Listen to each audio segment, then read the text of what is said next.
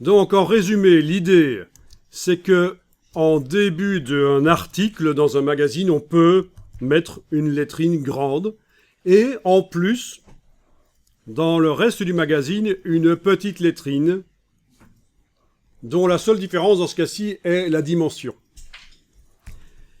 Pour arriver à indiquer rapidement que tel paragraphe obtient une grande lettrine, tel paragraphe obtient une petite lettrine, tel paragraphe n'obtient aucune lettrine, on a les trois styles de paragraphes.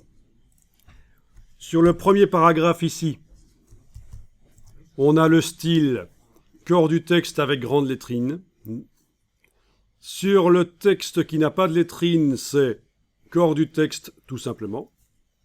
Et sur celui qui a une petite lettrine, c'est corps du texte avec petite lettrine. Si on veut modifier le nombre de lignes qu'occupe la lettrine sur l'un ou l'autre de ces paragraphes, il faut y aller par les réglages de paragraphes. Dans lettrines et styles imbriqués ici. Si on veut modifier les lettrines elles-mêmes, le mieux, c'est encore de prendre la flèche noire, cliquer à côté de tout, et d'aller dans les styles de caractères, puisque c'est ça qui se passe. On a des styles de caractères qui sont appliqués sur le premier caractère du paragraphe. Donc j'ai cliqué à côté de tout avec la flèche noire, petite lettrine, enfant de grande lettrine, je double-clique à droite.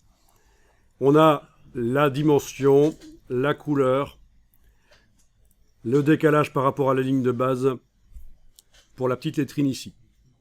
Ok. Pour la grande lettrine, c'est grande lettrine. On a, même chose, la dimension, la couleur, le décalage, il n'y en a pas eu ici. Mais enfin, voilà. Et plein de choses si on voulait. Voilà le résumé de ce qu'on vient de manipuler, là. Donc, on va enregistrer le document, fichier enregistré sous, vous l'enregistrez dans le dossier que vous avez téléchargé tout à l'heure, et des IP.